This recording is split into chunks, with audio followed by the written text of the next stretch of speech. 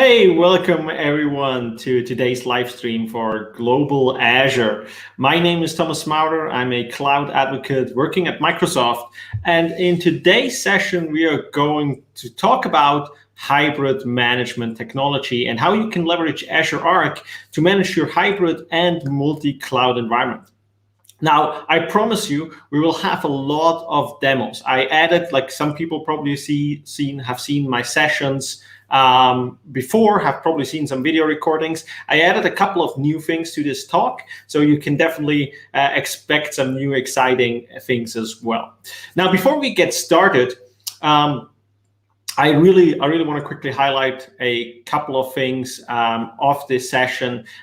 So first of all, as you can see, this is obviously live, and I hope you enjoy that. It gives you the opportunity to basically ask questions in the live chat, and I'm monitoring this on the side, and I will try to answer these questions while we go. So just keep the questions coming in. I see already a couple of people in the chat chatting, so this is awesome. So again, feel free to ask your question there. And if I don't answer it directly, please give it a couple of minutes, because there's a delay, obviously. And also, sometimes I know that I present later on this question, so I will then answer that question a little bit later on. So that is what we're going to talk about. Now, again, I promised you that we are mostly going to talk about have a look at demos, and I promise you that is absolutely the case. But before we actually get started, I really quickly want to go and run through some slides with you, just to get like everyone on the same level. And again, if you have seen my presentation before, no worries. The basic, I want to just like the start, I just want to bring everyone to the same level. And then I'm going to show you some cool new features, how you can manage your Linux servers, your Windows servers, your Kubernetes clusters directly from the cloud, and how you can connect, for example, or deploy hybrid cloud services like Azure Arc enabled data services or Azure Stack HCI, for example, and also add these to the Azure control plane. So with that, let's just jump right into the presentation. So the first thing I really want to highlight is actually, why are we doing this? Why would you actually want to have a management tool for your hybrid cloud or your multi-cloud environment? And so what Microsoft did and the engineering teams did in our Azure organization is we looked into different customer challenges. So we looked into like what is actually what are the top things our IT customers with IT departments and developers have to actually look at? So what we came up with, and again, these are not the only challenges, but there's a couple of them which really I want to highlight. So usually IT needs to deal with hundreds, if not thousands, of different applications, right? From developers who develop these applications, but also IT pros who actually then manage these applications. And some of these applications are very modern applications. They're written in modern languages like .NET Core or others, and then they're probably deployed on PaaS services or serverless technology like Azure Functions, or they're containerized, right? But then there's also all these traditional applications which run in virtual machines or even physical servers on Windows Server and Linux. And these are not going away so fast, right? So we also IT ends up in dealing with all these different applications they need to manage. The other thing we are seeing is obviously that there's a very diverse infrastructure in most of our customers. So they have their own data centers. They have some stuff probably sourced out to a local hoster or service provider. They run branch offices with infrastructure. They run factories or retail stores where they have infrastructure. They run different IoT devices. They have different OEM vendors. So they need to bring that all together. And again, this obviously adds complexity to that as well. I also want to quickly say that there is a third point, and that is multi-cloud, right? We're seeing this from a couple of customers out there that they're going to a multi-cloud approach. And in some cases, it's really just it's not really a strategy. Sometimes it just happens, right? Probably you have been in that case where one department already started with another cloud provider, but then overall the company decided to go with Microsoft Azure. By the way, excellent choice. But they're not just going to move everything over to the other cloud provider. Then there are also strategic decisions why you want to have multi-cloud. So you probably want to have a little bit more independence. In some cases, you probably like one service better at another cloud provider.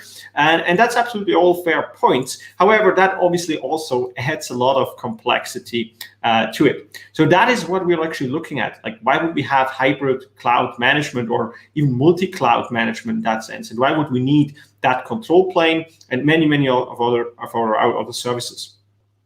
So this is where we actually come in and address this with our hybrid cloud story. And before I go into a little bit more what Azure Arc is and how it works and how it will help and show you some like exciting demos, I want to quickly highlight like our one quote I got, and I always show that when I talk about Azure Hybrid, and it's from Jason Sanders. He's leading the Azure engineering teams directly under Scott Guthrie, and he had a keynote at Microsoft Ignite in 2019 when we still had in-person conference, and that is actually a picture. He said that we're seeing hybrid not just as an in-between state until everything is migrated to the cloud. We actually see it as an end state for our customer, meaning that we understand that customers have reasons why they run workloads in their own data centers, in their retail stores, in their branch offices, right? And all these edge locations. That can be like networking challenges where there's just not a good enough network available to connect to the cloud, where you probably don't have enough bandwidth, or the latency is too high, or you don't have connectivity at all in some cases, right? You don't want to rely on these connectivities. And then the others obviously are data sovereignty reasons, where you can probably not have data going outside of your country or even within your country, where you cannot leave your own data center and so on. So there are a lot of reasons why people stay public. Now, one of the big differentiation is that actually Azure is built up from the ground to be hybrid, right? We already have a ton of different hybrid services. It's not just about Azure Arc or Azure Stack. It's really, we have this ton of like different services. Think about Azure AD, for example, which you can have connect to your local Windows Server Active Directory infrastructure. Think about other things like our SQL Server offerings and so on. So we already do hybrid in a lot of different cases, and we want to provide the best tools depending on the customer's scenario. And so this is something also I want to talk about. This is also one of our main differentiators. We want to really like offer the right solution for our customers. And we're going to talk about these all in just a bit. So let's have a look actually what these offerings are. And you saw that on this slide with Jason Sanders, but here I want to go into like what are actually our offerings when it comes to hybrid and multi-cloud. And so we start on the bottom right. Obviously, we have a large IoT offering. So if you're dealing with IoT devices, to manage these devices, to deploy these devices, to get data from these devices and like manage these in the cloud, we have a large set of services which can help you with that. And again, this is worth mentioning, obviously, in this hybrid cloud session. However, it's not going to be the main part, but I'm making sure that you understand this. Then we also have a Azure Stack portfolio, right? Some of you might remember Azure Stack as a single product, but Azure Stack is now a portfolio or a family of different solutions out there. So we have Azure Stack Hub, which is a fantastic solution if you need like an Azure consistent environment with your own portal, with Azure Resource Manager, your own instance of Azure Resource Manager in one of your locations. Azure Stack Hub is a perfect choice for that and brings you like the cloud native experience into your data center or your edge location. We also have Azure Stack Edge, which is a first-party appliance which allows you to run AI and machine learning at the edge in a high-speed storage solution where you also can transfer later on data to the cloud. And then we have our, like I should say, latest addition to the family, which is called Azure Stack HCI, which is our hyper-converged infrastructure solution, which allows you to run virtualization workloads. And then obviously also attach these to different Azure hybrid cloud services. And then we have something where Azure Arc actually comes in. And this is like the point where I say bringing Azure services to any infrastructure. And what does that mean? So I have a quote like where we were talking internally, and people were saying, look, for example, Azure SQL is a very, very attractive service to many of our customers, and customers are very happy with it. But sometimes there are customers saying, like, look, we would love to use Azure SQL, but your data center is too far away to get the latency, for example. Or we don't have a good enough internet connectivity, or the data we are running it needs to stay in our country, and you don't have an Azure region, for example, within your country. And again, as I mentioned, there are many more reasons. So there are reasons why in some cases customers can't use our Azure services in Azure. So when they can't use them, we want to bring these Azure services to them, right? And so this is exactly what we did with Azure Arc as part of Azure Arc, where, for example, one preview we are running right now is Azure Arc enabled data services to bring, for example, Azure SQL managed instance to customers. And I will talk about that just a little bit later on as well.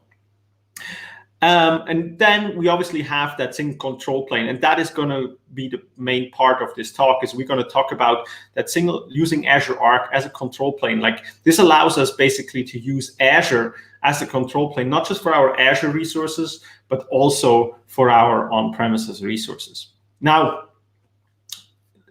again, Azure Arc does many, many different things, and when we look at this, it really is to extend Azure Management and services to anywhere, right? That's what I just basically talked about. And so it allows us to gain central visibility and operations compliance, and I will show you that in just a minute. We will also have the possibility to build cloud native apps anywhere and manage them at scale. And then obviously, as I mentioned, run Azure data services anywhere. So again, we'll have a look at all of these options here in just a bit. Now let's have a look a little bit more about this single control plane using Azure, right? So what it does actually to do, there's two things we can do now with that control plane, with the Azure Arc control plane. We can actually onboard resources which already exist in the customer infrastructure, right? Think about customers are already running Linux servers, they're running Windows servers, they're running probably SQL servers, they're running Kubernetes clusters. And so with Azure Arc enabled infrastructure, we allow them basically to attach these existing services or existing infrastructure parts directly to the Azure control plane. And then what we can also do is then actually the other part of it, as I just mentioned, is bringing then Azure Arc enabled services in their infrastructure, but still managing them with the same control plane. And that is what I'm exactly going to show you quickly now in this demo. Well, not necessarily quickly because it's going to be a long demo. So let me quickly switch here to the portal here. So this is the Azure portal, and let me show you and make this a little bit better visible for you here. So this is the all resources page here. And you can see here, I have a lot of different Azure resources in here. And if you're not familiar with Azure or see Azure for the first time, everything in Azure basically is a resource. So everyone is an object. So it is a kind of like a name. It has a type. So you can see here that like, even if it's a virtual machine, a disk, a network interface, a database, an API connection, network security group, all these kind of types or different objects within Azure. We can then actually group these objects by using resource groups. They're basically joined to a location, and they're usually part of a subscription. So what I want to show you here is that our customers basically told us this is great to manage all these different Azure resources, right? And if you have played with Azure before, like especially the time before we had Azure Resource Manager, you know that it can be tough if you have a lot of resources. That is why now the Azure Resource Manager and the Azure portal and everything behind it really helps us to manage these objects. Now, customers told us like, wow, this is so great. We want to actually leverage that to manage resources outside of Azure. And that is what I'm going to show you quickly here. So again, you can see here all my Azure resources, but let's say we switch here and say, okay, I want to manage different resources here. So let's say I want to just for now see my Azure Arc enabled servers. So I already joined here a couple of Azure Arc enabled resources. So I want to see all my servers, but at the same time, I also want to see my virtual machines running in Azure. So I really want to see them side by side. And that is what I can do here. So if I apply this, you can now see that I'm not just seeing here my Azure virtual machines. So if I zoom in here, you can see here, and the blue ones are my Azure virtual machines. But I can also see my servers here running outside of Azure. And they're an object called server Azure Arc, right? So they are also joined here. And then I can start using, as you can see here, they're also joined to a resource group, a part of a location, a part of an Azure subscription. So what I can do here, I can now use different tools, for example, like tags. So I can use tagging for these resources. So I can easily go and say, well, let's find a tag here. Let's say cost center, I think. So I have a tag for cost center. So I select that. And then that should be the specific cost center. Let's say I only want to list cost center 1002. And now I can see all the servers running for that specific cost center. Doesn't matter if it's an Azure VM or if it's an Arc-enabled server running outside of Azure, you can see all of them at one place. And now you probably say, well, Thomas, this might be great, but this is good, but like I also want to do something. Now I can see all my resources outside, but I want to do something with it. And that is actually where we can, for example, use now tools like Azure Policy and others to actually do more. But first, let me quickly show you the Azure. If I'm fast enough, I will probably hit it. So let me show you Azure Resource Explorer.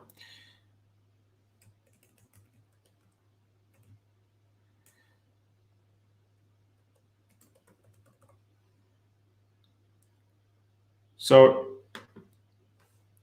what I can do here is, what I want to show here actually is that this is now not just like some agent which makes us show us all these resources in Azure. It really is actually now a real Azure resource, right? So I can not just use the portal to actually list all my resources. I can also list other things to do that. So for example, what I can do here is I can now list all my Azure Arc enabled servers. So I have a query here, and this is using the keyword query language, or also known as Custo, to actually list all resources. And I say, okay, I only want to see my Microsoft Hybrid Compute virtual machine or machines, which are basically my Arc machines. So if I run that query, I basically get the result. I should actually see all these resources here if the query actually would work. But here it seems to have a quick demo issue here. Now, again, you need to trust me on this, that this is actually working. That I actually could use the resource graph because we have all the objects here as well. Now, the other part I mentioned before, you probably want to do something with this. So what we can leverage is Azure Policy.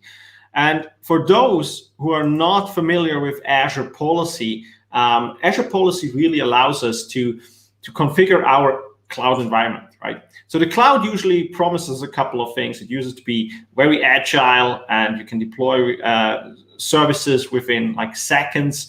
However, that also offers some challenges. So you don't want every developer or IT pro to deploy virtual machines around the globe, right? You probably want to only select a couple of Azure regions where your company actually deploys your virtual machines. You also don't want every developer or IT pro to deploy like the largest MV2 series virtual machines with a couple of hundred cores or terabytes of memory, and they drain credit cards in like seconds. So you want to limit that. And that is exactly what Azure Policy can do. So you can configure your Azure environment. You can make sure that people can still take advantage of the speed and agility the cloud offers, but in a way that you're still compliant with your company. Now, what a lot of people don't know, there's also a feature called Azure Policy Guest Configuration.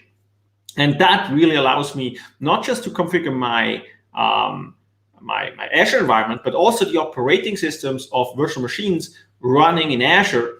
But now with Azure Arc, also servers running outside of Azure. So let's dive into this for just a bit. And again, I'm going to show you here how I would actually do that.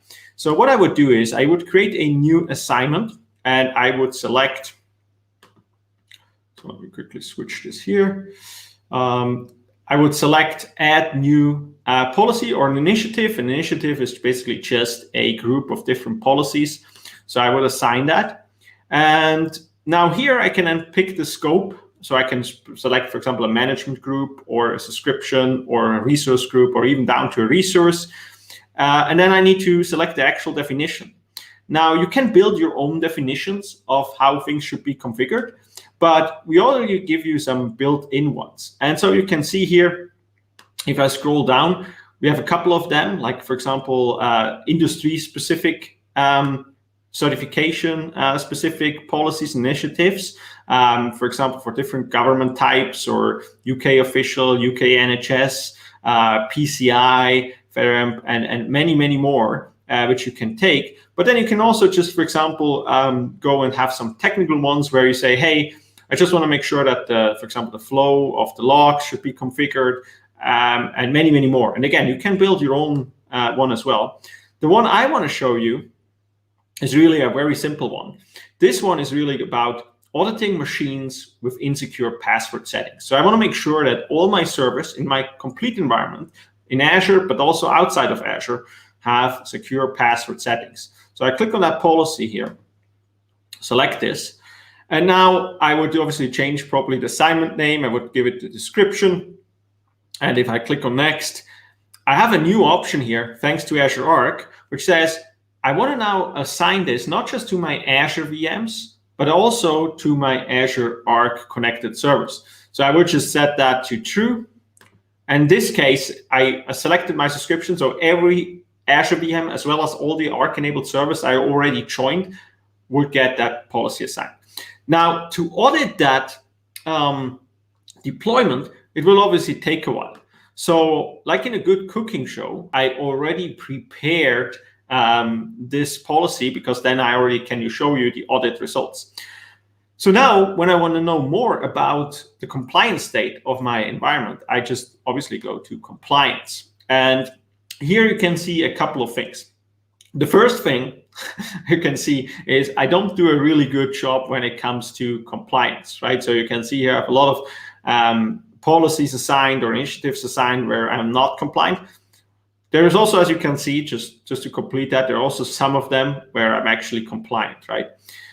Here on the top, you can see the one I configured. This one is the server policy for auditing insecure password settings.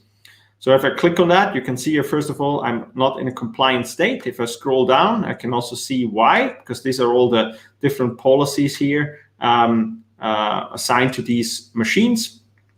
But more interestingly, I obviously want to see what are the resources which are not compliant. And now if I click on this, you will be able to see that I have here a couple of servers which are not compliant. If I move to the resource type, you can see that these are Microsoft Compute virtual machines. So these are native Azure virtual machines. And on the second row here, you can see Microsoft Hybrid Compute machines. So this is the resource provider for Azure Arc servers.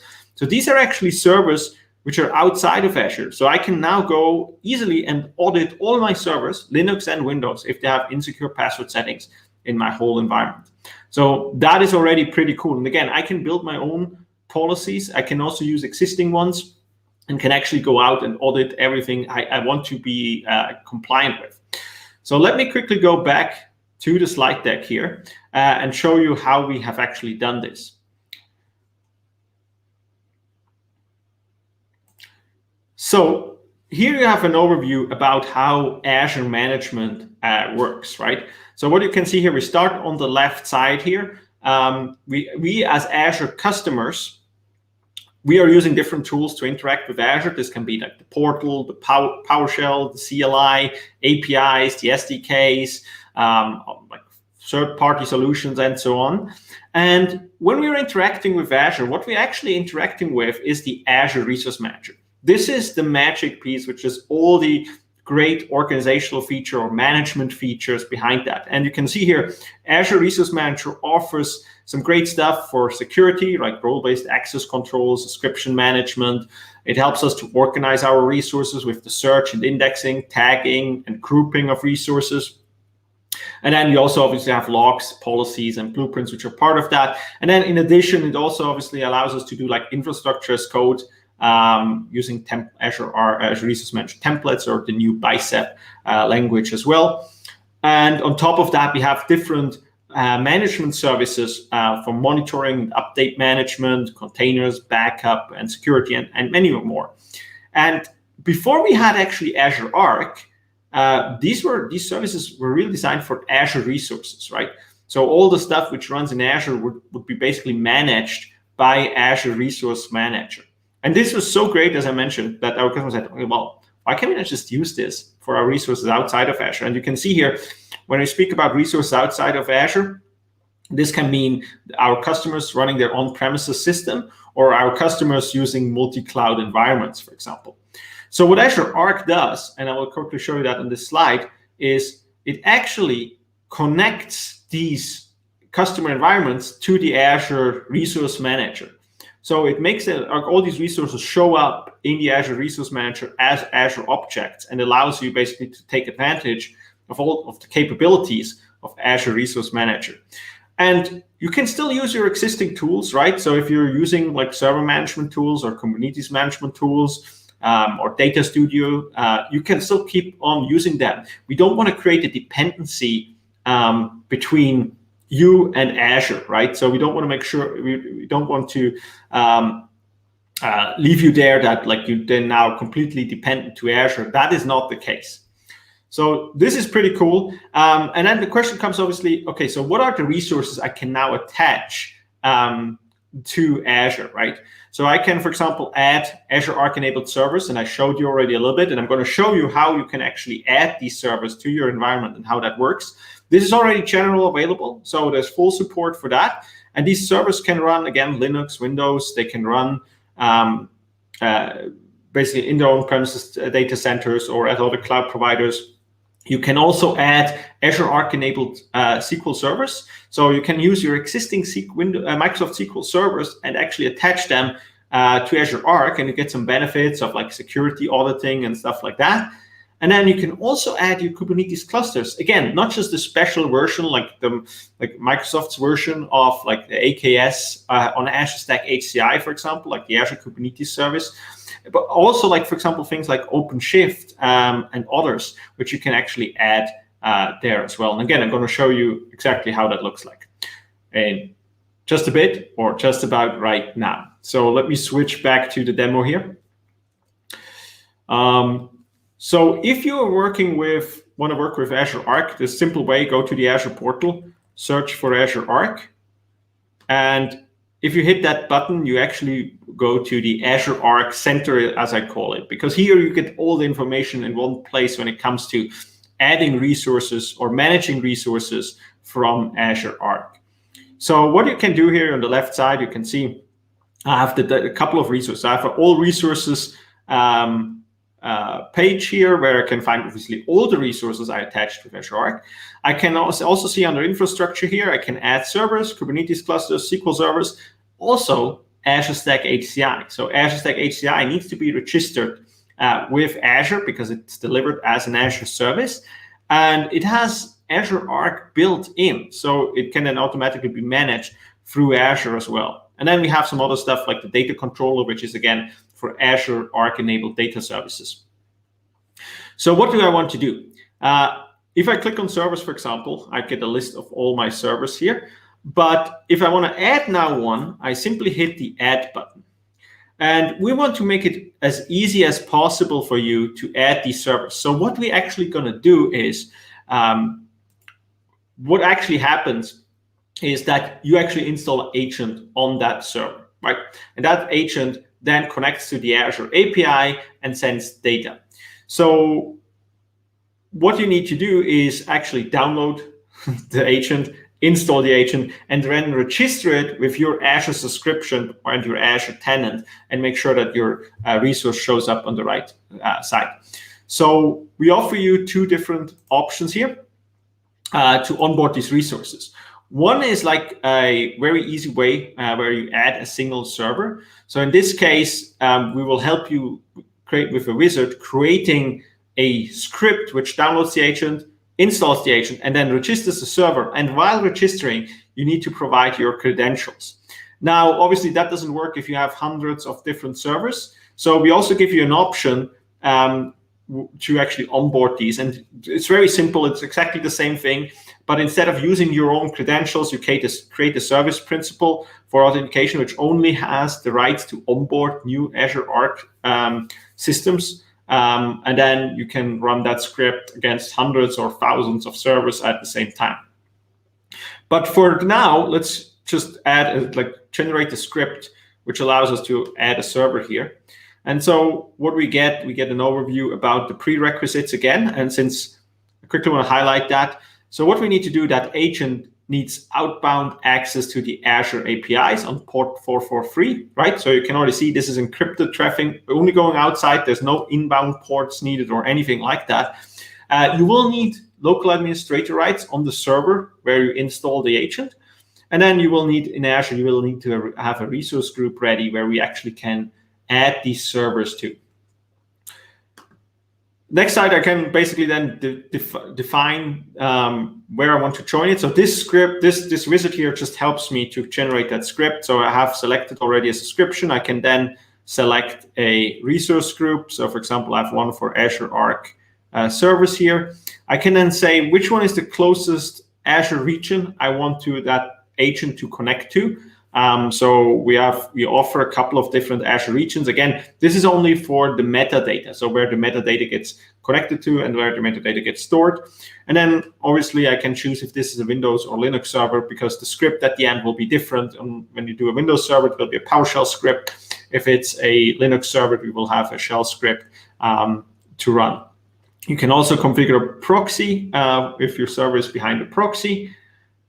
And then you can also make it take advantage of tags. So for example, we already give you some tags here as like kind of like a recommendation. So you can which data center is that server.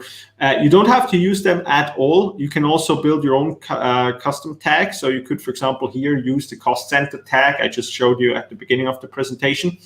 You can also add tags later. You don't have to use them just right now. You can also add them later, or you can even use Azure policy to assign the tags to this Azure resource. So the last step then is basically downloading that script. So you can see here, this is the script. And again, you can see here the 3 steps: downloading the agent, installing the agent, which in the Windows world is an MSI file, which you basically download. And then the last command then is actually registering that agent. So I already have done this. So I go back here and I want to show you that quickly in my demo environment, what happens here. So I have a server here, which runs on-prem. This is one in my personal private data center, which is basically running underneath my desk here. But it actually works the exact same way, right? So what I want to show you here, first I want to show you the host name. So this is my Azure Arc enabled server. I call it with the host name app01. And what you can do here is I can now, after installing that, I get a new tool called the AC for Azure Connected Machine Agent. So if I run that, you can see here, you get a couple of information how to use that tool. So if I do -- version, I can see the version of the agent I'm running. We usually update the agent like every month, and the update comes over Microsoft Update. Or if you run it on a Linux machine, you get it from our repositories. And I can do a couple of other things. So let me quickly switch back here. So what I can see here is I can also then obviously connect that, or I can show some additional information. So if I do the agent show, I can now see on that specific machine that what is the Azure resource name, in which resource group am I, in which subscription am I deployed, what's the ID, and are actually all the services running. Now, what is with that ID, by the way? Interestingly, now a server joined to Azure Arc gets a managed identity right? So if you're familiar with managed identities, those are basically identities assigned to, for example, Azure VMs. And so the Azure VMs, you don't need to store any credentials in them. You can just like enable these to do like authenticate against Azure Active Directory. And now you can do that same thing with your Azure Arc enabled servers. So instead of, for example, now logging in or creating a script on your machine where you store in some sort the login information, you can actually use an Azure Arc enabled and Azure Active Directory managed identity. So that is pretty cool. So let me show you now what I see in the Azure portal. So in the Azure portal, if I'm back to Azure Arc, I can actually go out and you can see here my app 01. It's now connected. It says it's available here. So I can actually click on this. And then I can find a couple of different things I can do with this server. So you can see here on the first click, it actually looks like a Azure resource, right? So I get, for example, I get the activity log, I get the role-based access control. So I can actually go and sign, okay, who is going to manage that server in Azure, right? Who is actually have access to that? So for example, if this is a SharePoint server, I probably only want the SharePoint team to have access to this.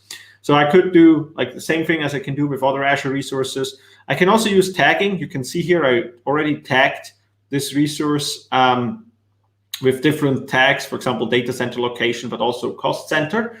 And you can also see here, I can see some Azure specific stuff. I can see which resource group it's joined on, but I can also see some Azure Arc specific stuff. So I can see, okay, what is the full name? And you can see here that this server is actually a domain joined server for tailwindtraders.local. It runs Windows Server 2019 Data Center Edition, and I can see which version of the agent and operating system I'm running on. Now I can do a couple of awesome things here, right? The first things I want to show you, well, let me go back. I also have other servers here I want to show you. So for example, I have this WAG 01 server here. We have a couple of things enabled for you. If you scroll down here, the first thing I want to show you is extensions. So if you ever dealt with Azure virtual machines, you're probably aware of VM extensions. So these allow us to actually run certain stuff on the machine itself. Every Azure VM has a virtual machine agent installed, so we can do things like backup and monitoring and so on. And the same thing now happens using the Azure Arc agent or the Azure Connected Machine agent. So what I can do here is I can deploy an extension here.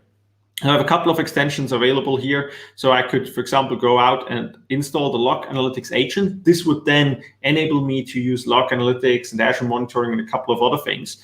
And then I can also use the custom script extension to run a script against that server, right? So that is pretty cool what I can do here. And we are also using these extensions for our other management services here. So that server here, I already deployed the monitoring agent. So if I click on logs, I have these logs shipped to a Log Analytics workspace, and then I can actually run certain queries against this. And you can see here, I see all these logs from that server, so I can also go and run against security logs, performance logs, and so on. So if I done, like for example, run performance logs, I get all the performance logs from that server shown right here directly in that scenario. Now, if I scroll down a little bit, you can actually see them. You can see here all this information. But again, I can also go in, and you can see here, I can go in update logs, I could go into security logs and so on, actually find all the information I actually need, right? Which is enabled on that specific system. Now you probably say, Thomas, we had that before, right? We did already have that, and it was not something which is completely new. And you're absolutely right. It's not something new. We were able to install Log Analytics agent on hybrid machines already a long time. However, what we were not able to do is like role-based access control. Now, because these machines then were not really an Azure resource, what we needed to do is actually, if someone wanted to access these logs in the Log Analytics workspace, we would need them to provide access to the Log Analytics workspace, and they would see all the logs within that Log Analytics workspace. Now here you can see that the scope now is only for this specific server. So again, let's say if this was a SharePoint server, and I'm only a SharePoint admin, I would only see the logs for that specific server or for all my SharePoint servers, but not for any of the other servers, even though they're joined to the same log analytics workspace. I then also get monitoring. So if I go to Insights, I already enabled this. So I get, by default, I get already the performance monitoring. So you can see here, I get CPU utilization, memory utilization, disk IOPS, and obviously much more if I scroll down. So disk latency, disk utilization, and much more. And you can see here, the server doesn't do much, to be honest, but you get all that information at a central place, again, in Azure. What is also very interesting is the map option. So this is the dependency agent, which I enabled here. So, and this allows me to basically see that server. I'll zoom in here a little bit. So you can see here the server, it says like 27 processes are actually connecting outside to different ports or endpoints in this case. So we can see here that this server connects to port 443. If we look at the service, or again, endpoints here, if I zoom in, you can see here the server where it actually connects to, right? And this helps you to actually find troubleshooting information. You can also see here, if I go to the second page, that actually connects to the arcazure.com API, and that is actually what the Azure Arc enabled server agent does. Again, I also can see, obviously, not just the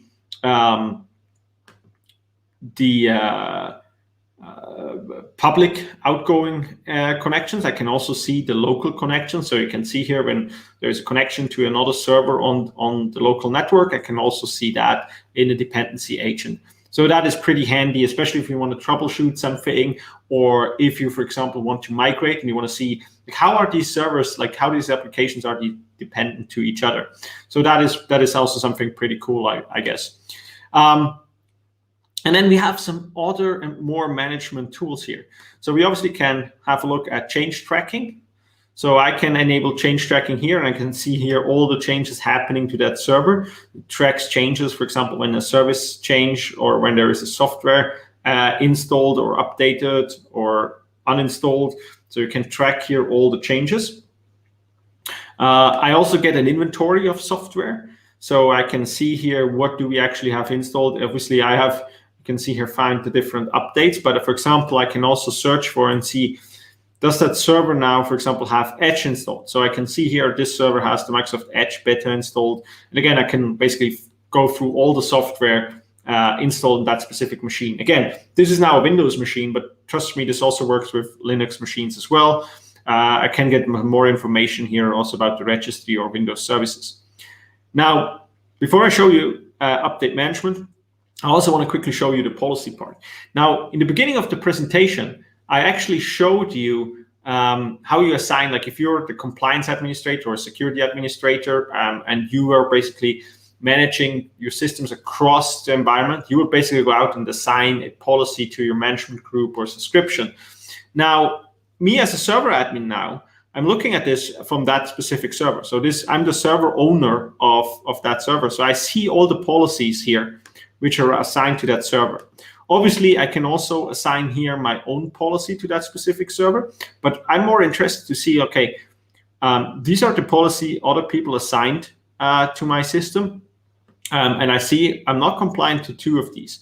So let's have a look at this one. And this is the one I showed you before, which is assigned to all the servers in that specific subscription.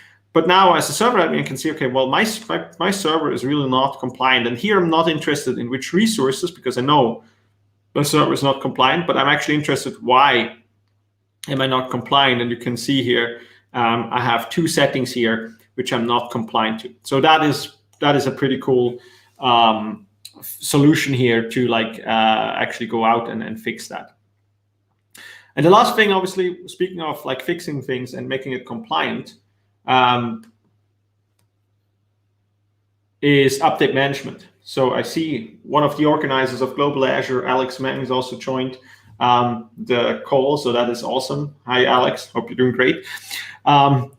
So what I want to show you here is, like, I can also manage the updates for that specific server. So you can see here, I can see that is 2 missing updates And what I can do now, I can actually change this and schedule an update deployment. Just click on schedule update deployment, and I will need to provide it a name. It already detected that this is a Windows machine. I can enter the maintenance window for that, and then I can configure the reboot options. So for example, reboot if required sounds for me like a good option. I can always say never reboot, always reboot, or just reboot even without installing the updates. I can then go and schedule this. Now, if I say I want to do it now, it will take like 5 to 10 minutes, and it will basically kick off the update installation on that specific server. However, I think that this is probably not such a good idea right now, since I'm doing a presentation here. So what I'm going to do here, I'm going to schedule that for later. So I can define the start date, I can define the time, so I can do out of office hour or after my presentation right now. I can then also configure if this should be a recurring action, right? So if I want to say, like, for example, every Tuesday at 8 p.m. at night, that is when I want to install updates on that machine, I can do that. I can also then do some other things. I can say, okay, which classifications should be installed, which updates should be included or excluded. I can run a pre and a post script, and at the end, I would basically review all these settings and then configure that. Now, you might say, well, Thomas, it's great, I can do that for a single server, but my job, for example, is to manage hundreds of servers. So I don't want to do that per server. And yes, of course, we have you covered here. So if you click on Manage Multiple Machines, it will take you to the automation account where Update Management is in there. And you already have your servers joined. And you can see here, I can now see all my servers, non-Azure servers, like my Azure Arc servers, as well as my Azure machines side by side. And I could also go and obviously schedule an update deployment here. The only difference in options is there that I can select a group of servers, so I can select them. I can even create dynamic groups for updating, and I could run that. The same thing, by the way, here on inventory and change tracking. If I want to see all the changes happening in my environment, I can also do that there. So let me quickly have a look at the chat because there are some questions. Can you schedule updates on Linux machines too? Yes, you can, absolutely. So you can also not just update your Windows Server machines, you can also update your Linux server machines. And in fact, I think if I go back here, if I go to multiple machines here, I think I have some Linux machines in my environment, and you can see here, these can be even Azure and Azure Arc enabled machines. So it doesn't matter if they run Windows Server or Linux, you can manage those as well. Great question, Julian. Thank you for that. So I spoke now a lot about servers, right? And Azure Arc is not just about servers. I can also show you a couple of other things which I want to tell you. So first of all, I want to show you Kubernetes management, right? So I have my Kubernetes cluster here. Again, this one is not running in Azure. This one is running outside of Azure, basically in my private data center again, underneath my desk. Now I click on this, it again looks like an Azure resource. It looks basically like this. This is a Kubernetes cluster running in Azure. And you can see here again, same thing as with the server. I get some information. I can use tagging. I get some information here. I can see which Kubernetes version I'm running on. I can see the agent version. I can again use access control and all the good stuff. What I can also do is I can use monitoring. So if I go to Insights, I would basically, if I configure this, I can see here all the information of monitoring information for my Kubernetes cluster. So let me see if I get that information. Again, I would first need to onboard that system, which I haven't done yet, but then you would get basically the monitoring. You can also use something called GitHubs. And I will talk that in just a second because there are a couple of other options I want to talk first. The other one is policy. Obviously, the same thing as I showed you with servers. To audit your servers, you can also do that for Kubernetes cluster. And you also have something like for extensions. If you run AKS, you're probably also familiar with that. Now let's talk about GitOps. So on my Kubernetes clusters, I not just want to do like, okay, are my Kubernetes clusters configured in a secure way? Do I have anything exposed which I shouldn't? Are they compliant with my company policies? That I can do with policy. Now, the other part of it is obviously deploying and managing the application on top of these Kubernetes clusters, right? So on this specific cluster, I already did a setup here. So I deployed an application, and how I do this is using GitOps. So I stored my application here in a Git repository, as you can see here. And then I configured the Azure Arc agent and said, basically, you should go and pull every 3 seconds to basically go out and see if there are any changes to that application. And if yes, then basically get down that update or that changed application and redeploy it on my Kubernetes cluster. Now, 3 seconds are obviously a little bit extreme in production, but for a demo, that's exactly the right thing. So let's have a look at the application itself. So I deployed here a application. This is very, very simple application. I used all my web design skills, trust me, to actually get that. And it says hello, but since we are here, global Azure event, let's basically change that. And so I go to my Git repository, as you can see here. This is where my application is stored. And we have here the YAML file of that specific application, right? So I can configure which container, how the container deployment is done, how many replicas I'm running. And then here I also have a message, which is basically saying hello. So I want to modify that. And now I'm going to do something which you please don't do at home. I'm directly going to basically do a change in the master or main branch here to do that change. Again, don't do that at home. So global Azure. And then since I'm still a good admin, right, I'm still doing like, okay, update global Azure. I still do a commit message, but again, don't do that at home. Don't commit directly to master. Not a great idea. So I'm going to do that just for you.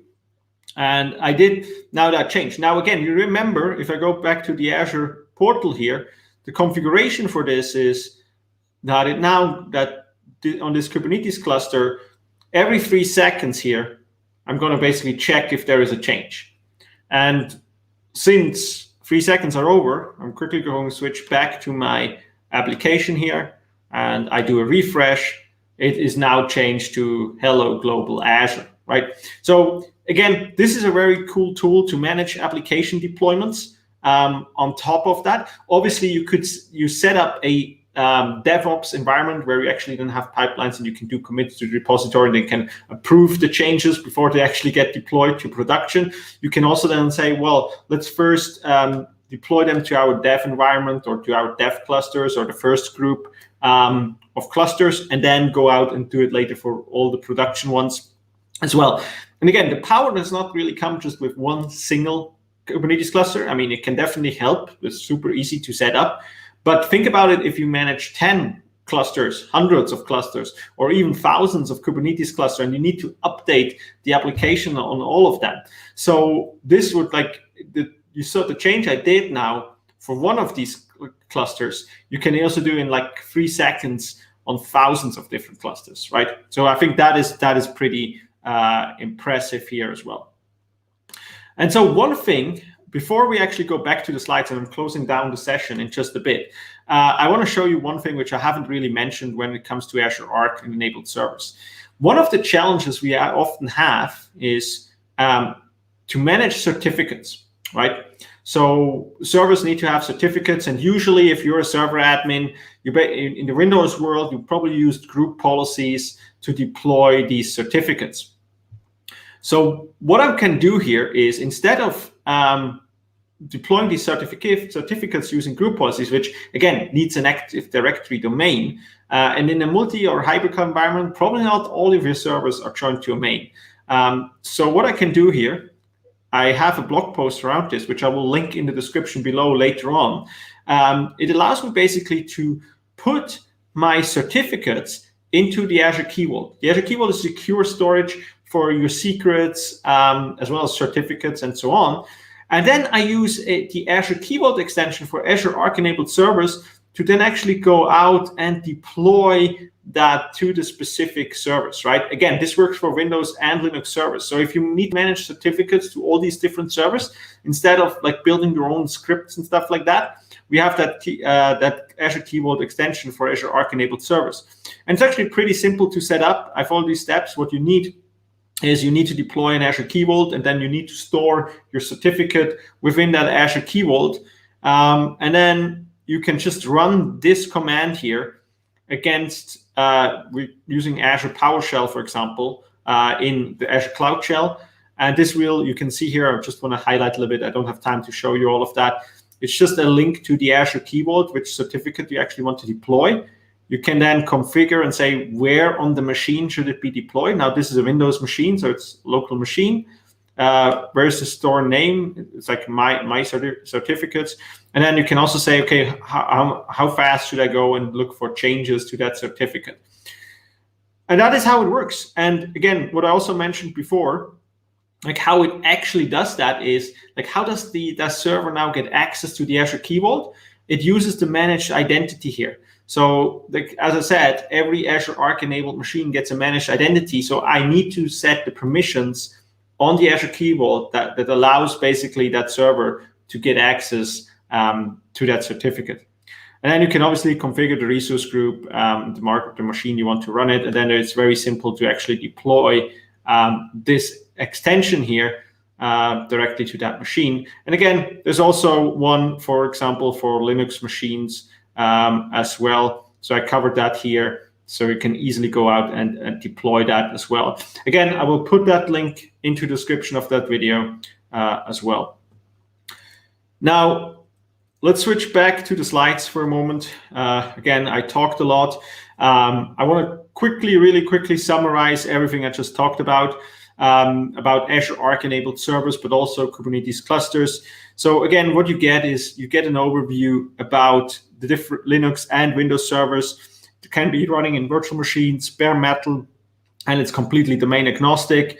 It can run in on-premises in your data center or other cloud provider. You can then organize and manage your infrastructure, so you get that searchable inventory and unified management experience, as I showed you. For example, we find all this information directly within the Azure portal or with PowerShell, CLI, the APIs, and so on.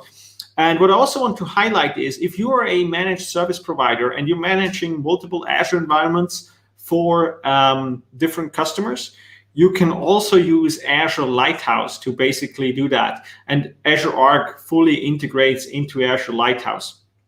So that should be pretty cool. You then get governance and security features, for example, like the Azure built-in policies, security baselines, update management, and all that good stuff. And obviously, all that comes with role-based access controls. Again, I just showed you a very, very small part of the Azure Arc capabilities. I showed you how you actually can govern your resources like servers and Kubernetes clusters.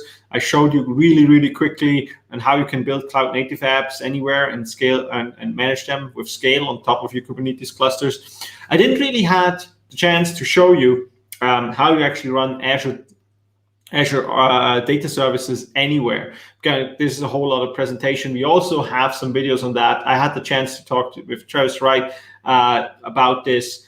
So I will put that video in the link below so you can have a look at that as well. And then obviously, again, this is what Azure Arc actually provides. I just want to highlight that again, that Azure Arc is really the bridge between Azure Resource Manager and your resources which are outside of Azure, and you can actually then connect them using Azure Arc and take then advantage of all of the Azure management experience.